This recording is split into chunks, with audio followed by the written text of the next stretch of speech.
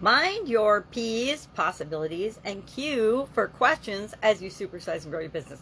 P's and Q's are mirror images of one another when it comes to seeing things. Also, B's and D's. I notice these things when I'm working with my granddaughters on numbers and alphabets and things like that.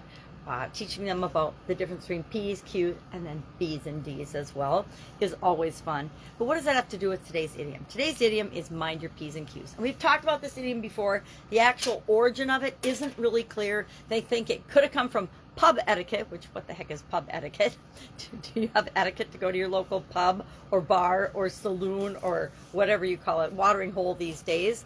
But back in the old days before there were computers and all these crazy cash registers and things, and now iPads and cell phones are being used for keeping track of people's orders and drinks. They used to, on a chalkboard, have pints and quarts, and they would use hatch marks and initials and ways of identifying how many pints or how many quarts of ale, probably beer back then, people consumed, and that's how they would figure out how much money they owed at the end of the day. So they basically run a tab on a blackboard of P's and Q's that people had consumed. I don't know what else they use it for, but they probably used it for other things as well.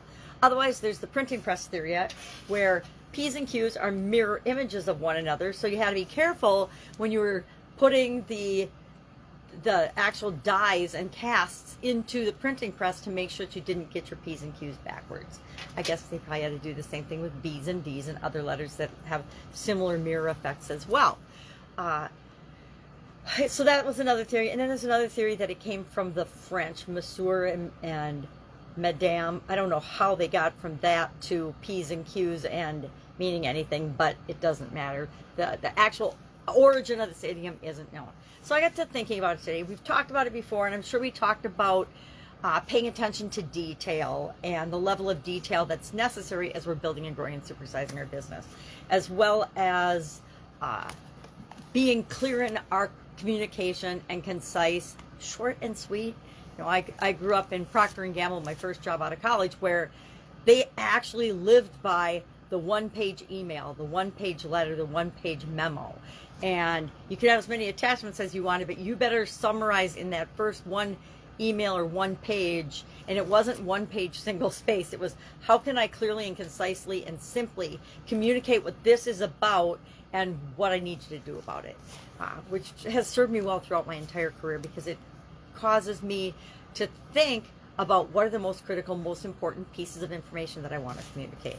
I'm sure we also talked about the importance of appearance and first impressions and how we show up. But what I really got to thinking about as I was pondering this idiom again was P's and Q's can stand for a lot of different things. There's a lot of P words, and piss poor planning on your part does not create an emergency for me. That's one of my favorite sayings that I got from my dad.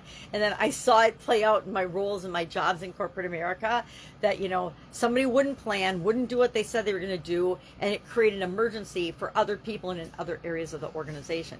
And so whenever I think of people not planning or doing their job or doing what they say they're going to do, it reminds me of that particular saying.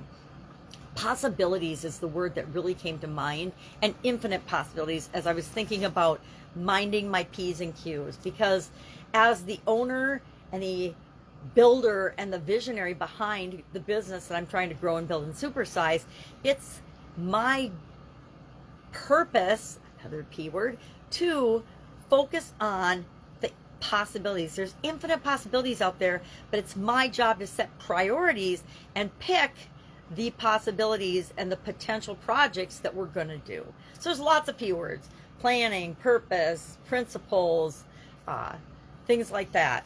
Then Q always reminds me of questions, right? Because the quality of the questions that we ask as we're growing and building and supersizing our business determines the quality of the solutions and the results that we get. So it's important that we're always open to the possibilities and questioning and asking the right questions as we're examining and determining which of those potential projects to go after. So love to know your take on P's and Q's. What P's and Q's do you mind in your business?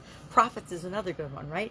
We better be making sure we're paying attention to our profits in order to grow and build and supersize our business. So think about some P and Q words today and how they impact your business. That's it. Have an awesome day. I'll, of course, see you tomorrow with another interesting idiom. What does it mean? Where does it come from? And how might you use it to supersize and grow your business today? Have an awesome day.